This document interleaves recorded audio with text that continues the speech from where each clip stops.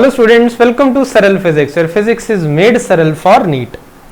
अभी अगेन मैं आपके साथ 5 क्वेश्चंस डिस्कस करूंगा and at the end of these 5 questions you will be very much clear about the electric dipole concept. Yes, the electric dipole, the pair of equal and opposite charges जैसे Q और minus Q separated by a particular distance, उसको electric dipole बोलते हैं। और charge और distance को multiply करोगे आप तो वो इलेक्ट्रिक डाइपोल मूवमेंट बन जाता है, उसकी डायरेक्शन होती है नेगेटिव टू पॉजिटिव। क्लियर है? तो चलो अभी हम फर्स्ट क्वेश्चन करना स्टार्ट करते हैं। यहां पे क्या लिखा है, a uniform electric field E and uniform gravitational field G are perpendicular to each other. Charge Q of mass M begins to move in this region, find the equation of trajectory. सबसे पहले आपको थोड़ा सा इसको feel करना पड़ेगा, situation है क्या। उसने बोला है इलेक्ट्रिक फील्ड E और आपका जो यूनिफॉर्म ग्रेविटेशनल फील्ड G है वो परपेंडिकुलर है एक दूसरे के। तो मैं G को ऐसे नीचे बना लेता हूं क्योंकि हमें ऐसे ही पता है कि जो एक्सेलरेशन ड्यू टू ग्रेविटी है वो डाउनवर्ड लगता है, तो एनालिसिस करना आसान हो जाएगा। जरूरी नहीं है ऐसे ही बनना है, आप इसको हॉरिजॉन्टल भी बना सकते हो, पर मैं इसको ऐसे ही बना रहा हूं। ये बन गया, ये बना मेरा G। और दूसरा मेरा यूनिफॉर्म इलेक्ट्रिक फील्ड है जो इसके परपेंडिकुलर है, like this.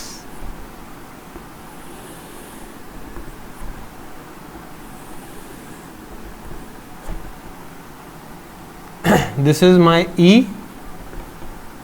And this is my G, और ये परपेंडिकुलर है एक दूसरे के। एक चार्ज मूव करना स्टार्ट करता है Q, एक चार्ज Q मूव करना स्टार्ट करता है,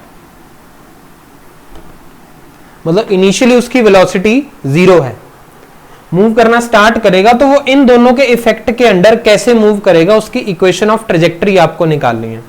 सबसे पहले आपको यह पता होना चाहिए कि ये वाला जो पार्टिकल है इसका चार्ज M है और इसका मास M है, इसके ऊपर 2 फोर्सेस एक्ट करेंगी। पहली फोर्स जो इसके ऊपर एक्ट करेगी that will be due to this electric field और उसको हम इलेक्ट्रिक फोर्स बोलेंगे। Second force will be due to this gravitational field और उसको हम फोर्स ड्यू टू ग्रेविटी बोल सकते हैं या उसका वेट बोल सकते हैं। अब क्योंकि फोर्स है इसलिए उसकी वजह से एक्सेलरेशन आएगी, एक्सेलरेशन कांस्टेंट आएगी। अगर कांस्टेंट आएगी तो हम equations of uniformly accelerated motion यहां पर अप्लाई कर सकते हैं। तो मैं एक्स डायरेक्शन में और वाई डायरेक्शन में अलग अलग उसको अप्लाई अब करना स्टार्ट करता हूं। देखो एक्स डायरेक्शन में अगर मैं लगाना चाहूं तो क्या अलग बनेगा, वो x is equal to u x t plus half a x t square. x क्या है, हॉरिजॉन्टल, x एक्सिस के लॉन्ग डिस्प्लेसमेंट। अब इनिशियल वेलोसिटी तो 0 है तो ये गया, ये तो 0 हो जाएगा, खत्म हो जाएगा ये। तो x बचा मेरे पास half into acceleration in the x direction. अब आपको ये बताना है कि force in the x direction जो है दैट इज इक्वल टू, अगर ये पॉजिटिवली चार्ज्ड पार्टिकल है, पॉजिटिव ही लेते हैं ना, यहाँ पे दिया हुआ है जो आपने, इलेक्ट्रिक फील्ड की डायरेक्शन में उसके ऊपर फोर्स लगेगी QE। ठीक है, तो अगर मैं बात करूं Fx को मैं लिख सकता हूं mass of the charged particle into acceleration of charged particle is equal to QE। तो यहां से एक्सेलरेशन x डायरेक्शन में कितनी आ जाएगी आपकी, that will be QE upon m। ये आ जाएगी QE अपॉन m। तो अब आपको क्या करना है, यहां पे इस एक्सेलरेशन की वैल्यू को पुट कर देना, that will be QE upon m into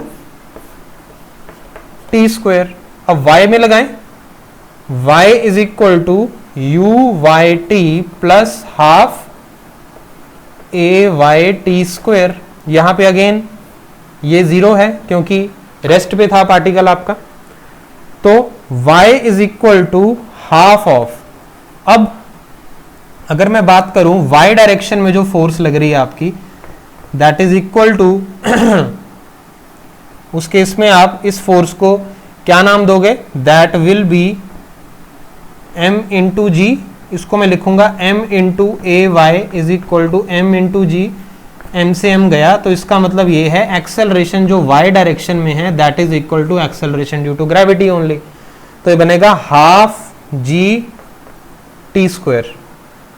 तो अब हम क्या करेंगे, इस इक्वेशन 1 को और इस इक्वेशन 2 को मैं डिवाइड कर देता हूं यहां पे। मतलब 2 को 1 से डिवाइड कर देता हूं तो y अपॉन एक्स किसके इक्वल हो जाएगा, half g t square upon half q e upon m t square से टी स्क्वायर ऐसे गया, तो यहां से बना आपका y is equal to m g upon q e into x. So this becomes the equation of trajectory. तो as such पढ़ के क्वेश्चन ये लगता है कि यार ये इक्वेशन ऑफ ट्रेजेक्ट्री पता नहीं अब क्या पूछ लिया, कैसे बनेगी, तो उसमें आपको कुछ नहीं करना, x को अलग सॉल्व करो, y को अलग सॉल्व करो, दोनों को आप इस तरीके से यूज करो ताकि y की इक्वेशन आ जाए इन टर्म्स ऑफ x। तो this is an easy question. तो जब कंबाइंड इलेक्ट्रिक फील्ड और मैग्नेटिक इलेक्ट्रिक फील्ड और ग्रेविटेशनल फील्ड का इफेक्ट आपको देखना है, तो अकॉर्डिंगली आपकी जो इक्वेशन है वो ऐसे बनेगी। तो समझ में आ गया? तो then we will move to the next question now. Next question देखो क्या लिखा है यहाँ पे, an electron is projected into uniform transverse electric field. Transverse कौन सी चीज होती है? जो हॉरिजॉन्टल के परपेंडिकुलर होती है, उसको ट्रांसवर्स बोलते हैं। तो अगर ये एक्स एक्सिस है तो वाई एक्सिस आपके ट्रांसवर्स एक्सिस होंगे। तो वाई एक्सिस में आपकी इलेक्ट्रिक फील्ड है जिसकी स्ट्रेंथ 200 न्यूटन पर कूलम दे रखी है। उसमें इलेक्ट्रॉन को आपने प्रोजेक्ट किया with initial velocity of 10⁶ metre per second. कितनी लेंथ से इलेक्ट्रॉन डिफ्लेक्ट होगा after it has travelled 1 centimetre? अब इसको करने से पहले आपको इसका फील लेना पड़ेगा कि इलेक्ट्रॉन डिफ्लेक्ट होगा क्यों। तो सबसे पहले मैं ट्रांसवर्स इलेक्ट्रिक फील्ड यहां पर बना देता हूं, येलो से बनाते हैं। दिस इज द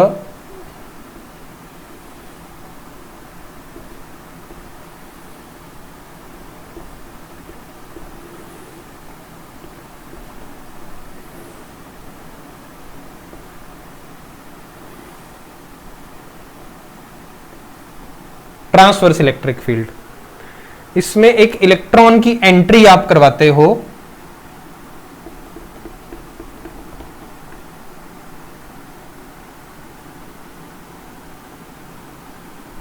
इस डायरेक्शन में।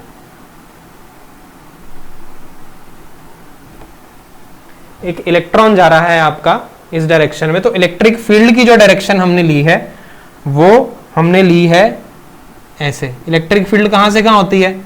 प्लस से माइनस की तरफ। और जो आपका पॉजिटिव चार्ज होता है वो तो मूव करता है in the direction of electric field, पर जो आपका नेगेटिव चार्ज होता है वो मूव करेगा आपका opposite to the direction of field. मतलब नेगेटिव चार्ज पर जो फोर्स लगती है वो इलेक्ट्रिक फील्ड की डायरेक्शन के ऑपोजिट होती है, और जो पॉजिटिव चार्ज होता है वो उसी डायरेक्शन में मूव करता है।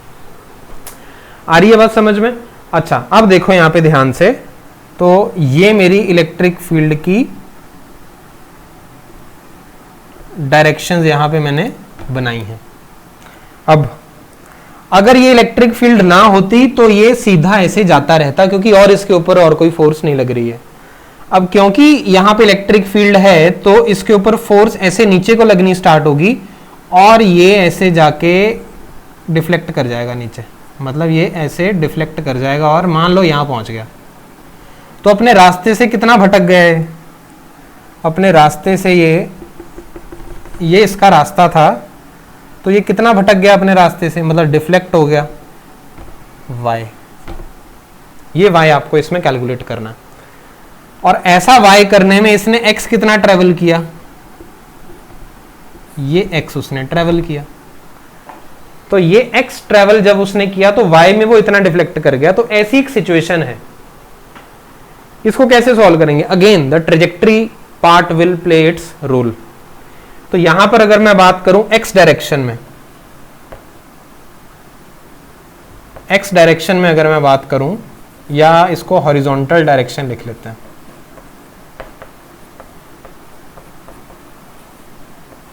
हॉरिजॉन्टल डायरेक्शन में अगर मैं इक्वेशन बनाना चाहूं तो that will be x is equal to, कितनी स्पीड से आपने इसको अंदर किया है, इसको u मान लेते हैं, वैल्यू बाद में पुट कर देंगे, ठीक है। तो x is equal to u into t plus half acceleration x में कितनी है 0 टी स्क्वायर, तो x कितना बना आपका, that will B u into T. Vertical direction में अगर मैं बात करूं,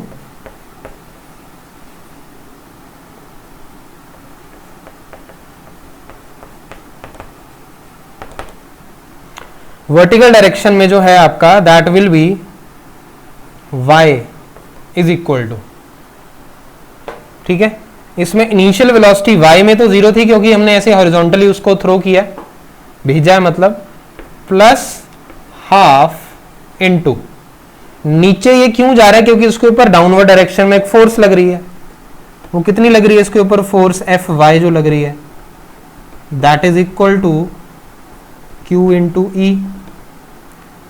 एक्सेलरेशन जो y में हो जाएगी that will be Q E upon m, तो ये बन जाएगा आपका हाफ ay की जगह आप लिखोगे Q E upon m into t square. आ रही है आपको बात समझ में, क्लियर है? अब ऐसा है कि यहां पर हमें दो इक्वेशंस पता लग गई कि ये वाली इक्वेशन और एक y है। सो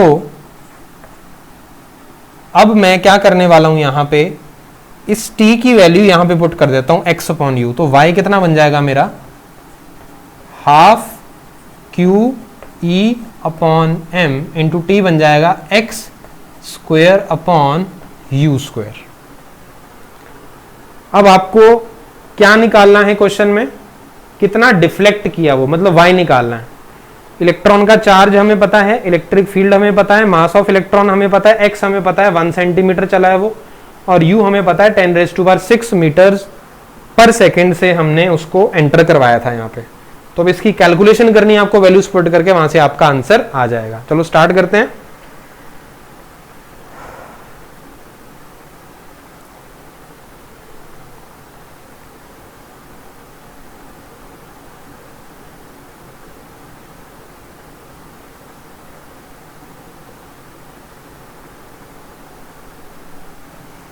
So this will be half into electron के ऊपर चार्ज 1.6 इंटू 10⁻⁻19 पर नेगेटिव साइन के साथ into electric field.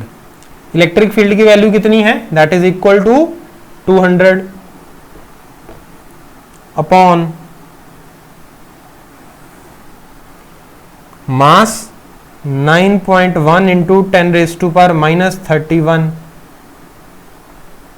Into u square, u कितना है 10⁶ मीटर पर सेकेंड, तो 10⁻12 हो जाएगा, और यहां पे एक्स स्क्वायर भी चल रहा है, एक्स है मेरा 1 सेंटीमीटर, तो मीटर्स में कितना हो जाएगा 10⁻², 10⁻4 बन जाएगा ये।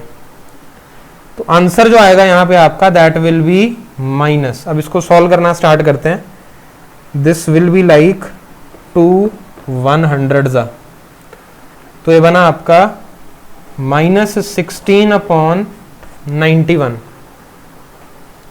इंटू 10⁻, ये कैसे, ये तो मैंने उड़ा दिए डेसिमल्स हैं जो, पावर्स लेके चलते हैं, -19 + 2 -4 + 31 -12, ठीक है।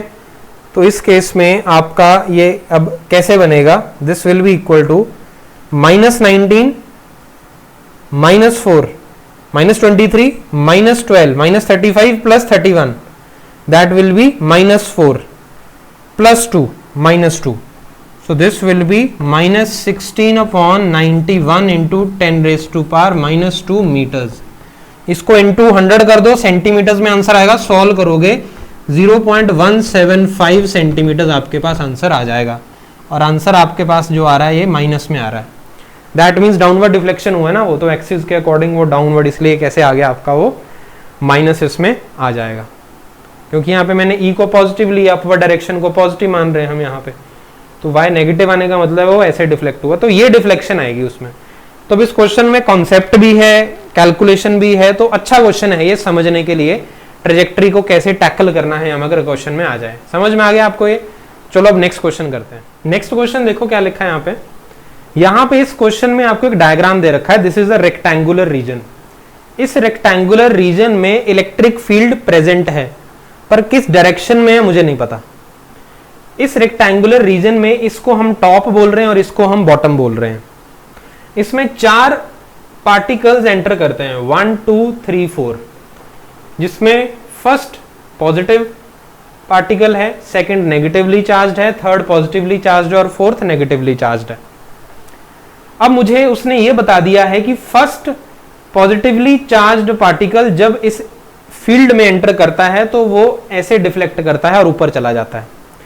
तो अब आपको बताना है जो बाकी आपके चार्ज्ड पार्टिकल्स हैं वो कैसे इस रेक्टेंगुलर रीजन में जिसमें इलेक्ट्रिक फील्ड प्रेजेंट है मूव करेंगे। तो अब पहले हम इस पॉजिटिवली चार्ज्ड पार्टिकल की बात करते हैं। देखो, पॉजिटिवली चार्ज्ड पार्टिकल के ऊपर जो इलेक्ट्रिक फील्ड की वजह से फोर्स लगती है वो इलेक्ट्रिक फील्ड की डायरेक्शन में ही होती है।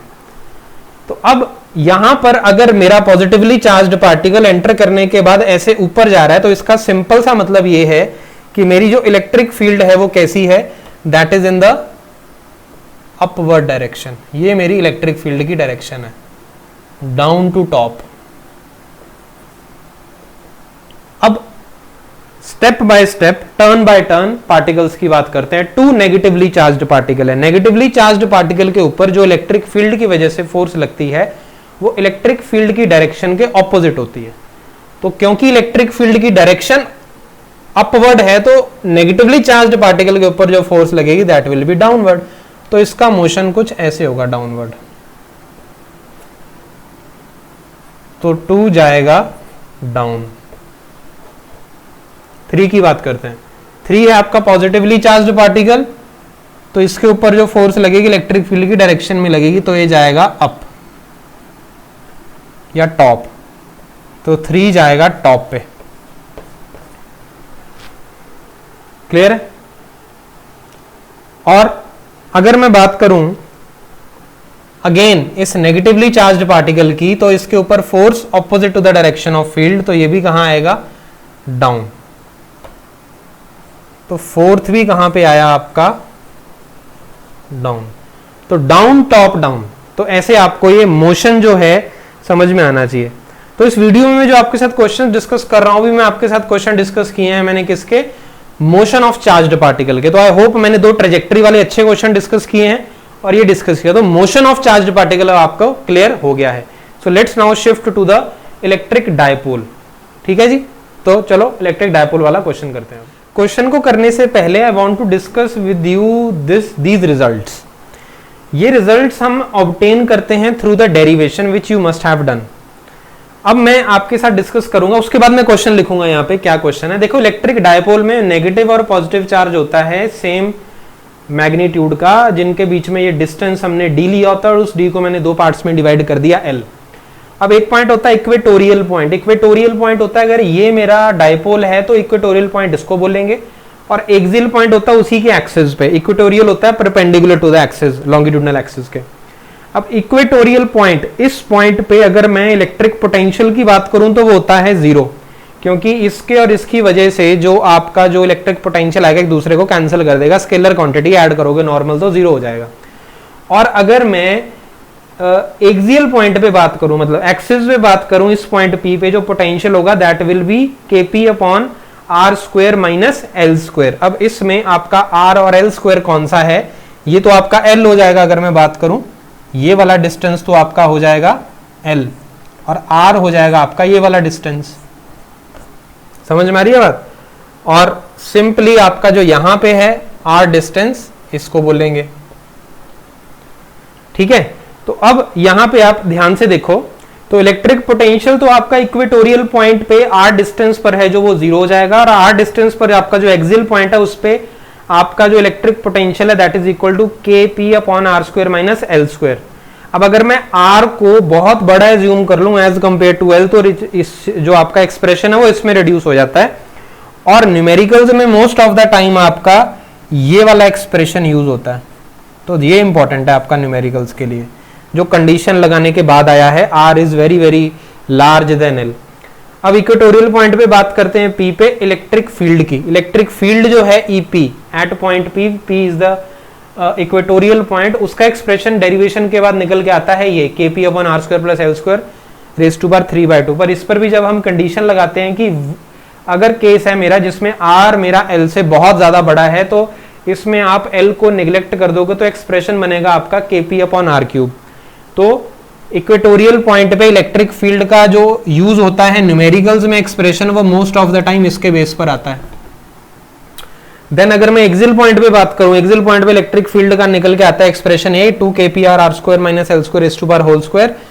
तो अगर R is greater than L है बहुत ज्यादा, तो उस केस में 2kp अपॉन R क्यूब बन जाता है इसका एक्सप्रेशन। तो न्यूमेरिकल्स में ये वाला यूज होता है। एक मैं रिजल्ट यहाँ पे आपको बता देता हूं, अगर मेरा जो R है वो L के कंपैरिजन में बहुत बड़ा है, तो मेरी जो इलेक्ट्रिक फील्ड होती है एक्सियल पॉइंट पर वो ट्वाइस होती है इक्वेटोरियल पॉइंट के रेफरेंस में, उसके कंपैरिजन में। तो इसका डायरेक्ट क्वेश्चन कई बार पूछा जा चुका है एग्जाम्स में। ये देखो, ये KP अपॉन R क्यूब है और ये 2kp अपॉन R क्यूब है, तो ये वाला ट्वाइस होता है इक्वेटोरियल के, पर ये वाली कंडीशन होनी चाहिए। तो ये वाला जो है एनालिसिस आपको ये याद होना चाहिए, पता होना चाहिए कि कैसे इसको हमने करना है। अब यहाँ पर आपसे जो क्वेश्चन मैंने डिस्कस करना है वो ये है कि मेरे पास एक इलेक्ट्रिक डाइपोल है ऐसे, और मैंने एक चार्ज को रखा हुआ है ऐसे डिस्टेंस पर जो कि इस L से काफी ज्यादा यू कैन से लार्ज है। तो यहाँ पे मैंने रखा हुआ है, तो ये एक्सियल वाला केस आ गया। तो यहाँ पर आपको बताना है कि इस पॉइंट पे जब मैंने उसको रखा तो इसके ऊपर जो फोर्स लग रही थी दैट वाज F, पर जब मैं इस पार्टिकल को उठाकर डबल डिस्टेंस पर रख देता हूं जितने पर मैंने अभी इसको रखा हुआ है, तो वहां पर बताना है आपको कि फोर्स कितनी हो जाएगी। ठीक है, तो अब मतलब मेरा कहने का ये है कि अगर ये वाला डिस्टेंस मेरा P का R है तो फोर्स जो लग रही है दैट इज F, पर अगर मेरा जो डिस्टेंस है वो 2R हो जाता है तो उस पॉइंट पे जो फोर्स लगेगी इलेक्ट्रिक फील्ड की वजह से वो कितनी होगी, ये आपका क्वेश्चन है। तो अब ये चीज हमें पता है कि मेरा जो R है वो L के कंपैरिजन में बहुत बड़ा है और इलेक्ट्रिक फील्ड में निकालना चाहता हूं एक्सियल पॉइंट पे, तो कौन सा एक्सप्रेशन मैं इसमें यूज करूंगा, मैं एक्सप्रेशन यूज करूंगा ये वाला। इलेक्ट्रिक फील्ड की वजह से लगने वाली फोर्स होती है F is equal to Q into E, ये तो दैट मीन्स एक तो F is equal to q e हो जाएगा आपका, इसको हम नाम दे देते हैं P डैश क्योंकि F डैश है। तो F जो फोर्स लग रही है वो E P पे Q को रखने की वजह से लग रही है, मतलब P पॉइंट पे जो इलेक्ट्रिक फील्ड है उस जगह पर अगर मैं Q को रखूंगा तो उसको ये फोर्स लगेगी, और अगर मैं Q चार्ज को P डैश पे रखता हूं P डैश पे तो उस पर फोर्स लगेगी F डैश। समझ में आया दोनों एक्सप्रेशंस कैसे बने हैं? तो मैं यहां पे थोड़ा इसको क्लियर कर देता हूं ताकि मैं यहां पे आपके लिए सॉल्व कर पाऊं इस क्वेश्चन को। तो यहां पे देखो ध्यान से, तो F dash upon F is equal to Q E P dash upon Q E P। तो E P dash P dash पर E P की क्या वैल्यू होगी 2kp upon R cube, so this will be 2kp। R होता है distance, P dash का कितना distance है 2R, तो 2R का whole cube whole divided by EP। P point पे जो R डिस्टेंस पे है वहां पे electric field 2kp upon R cube, तो ये आपका 2kp जाएगा, so this will be F dash upon F is equal to R cube upon 8R cube. तो F डैश जो आपका निकल के आएगा that will be F upon 8, तो 1/8 फोर्स हो जाएगी आपकी जब आप उसको ट्वाइस द डिस्टेंस मतलब डबल डिस्टेंस पे शिफ्ट कर दोगे। इलेक्ट्रिक फील्ड से लगने वाली जो फोर्स होती है वो डबल हो जाए अपनी 1/8 हो जाएगी आपकी। क्लियर? तो आई होप आपको ये पूरे एनालिसिस से एक तो एक्सप्रेशंस आगे समझ में जो इंपॉर्टेंट है मैंने स्टार्स लगाए हैं जहां से क्वेश्चन आएगा, और क्वेश्चन अपने आप में आपको समझ में आ गया कि 1/8 फोर्स हो जाएगी। ठीक है, चलो फिर लास्ट क्वेश्चन करते हैं। क्वेश्चन है for a dipole the value of each charge is 10 raise to power -10 stat coulomb and their separation is 1 angstrom, then its dipole movement is 1d by 2d by 10⁻³ by 3 10⁻20d by। देखो d by जो है वो SI unit नहीं है, वो practical unit है, तो इसीलिए I have chosen this question ताकि यहां से आपको थोड़ा क्लैरिटी मिल जाए कॉन्सेप्ट की। देखो आपका जो डायपोल मूवमेंट होता है that is equal to P is equal to Q into d. Magnitude की बात करूं तो अगर मैं एसआई यूनिट की बात करूं तो ये आपका कूलम में होता है, आपका मीटर में होता है, तो एसआई यूनिट तो कूलम मीटर बनेगा। पर यहां पर आपको जो दे रखा है वो चार्ज दे रखा है 10⁻⁻10 stat coulomb and their separation is 1 angstrom. मैं पहले आपको बता दूं डी बाय जो होता है प्रैक्टिकल यूनिट, उसकी डेफिनेशन क्या होती है। 1D बाय उस डायपोल मूवमेंट को बोलते हैं जो कि 10⁻⁻10 स्टैट कूलम या 10⁻⁻10 फ्रैंकलिन। देखो स्टैट कूलम और फ्रैंकलिन एक ही बात है, स्टैट कूलम बोल लो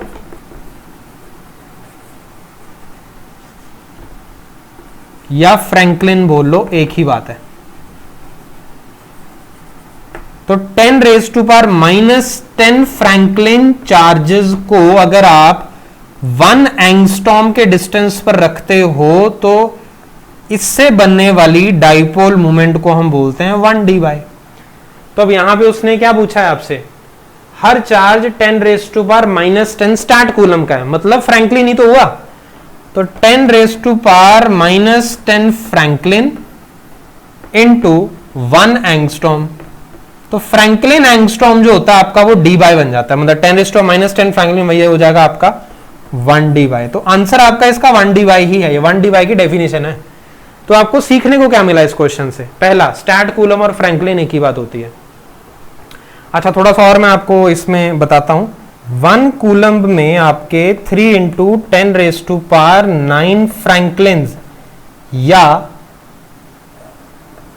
स्टैट कूलम्स होते हैं। रिलेशन बता रहा हूं, याद रखना। तो आपके 1/3 × 10⁻9 कूलम्स जो हैं वो 1 फ्रैंकलिन के इक्वल हुआ। दैट मीन्स 1 फ्रैंकलिन जो है आपका that is 3.3 × 10⁻10 Coulomb's.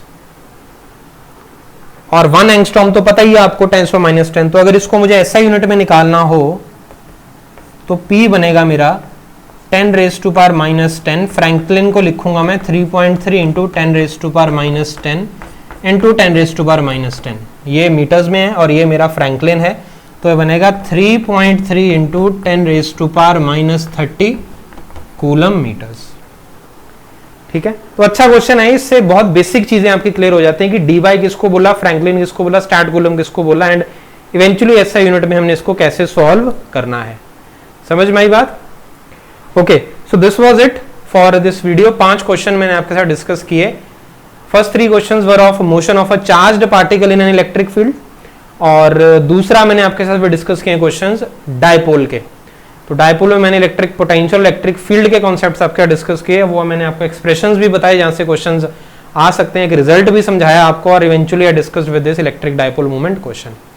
So I hope you must have learned from these 5 questions. I will come up with more such videos, 5 questions के videos लाऊंगा मैं, and I'll make you perfect in these topics. Fine. So I'll see you in the next video. Till then, keep revising. Thank you.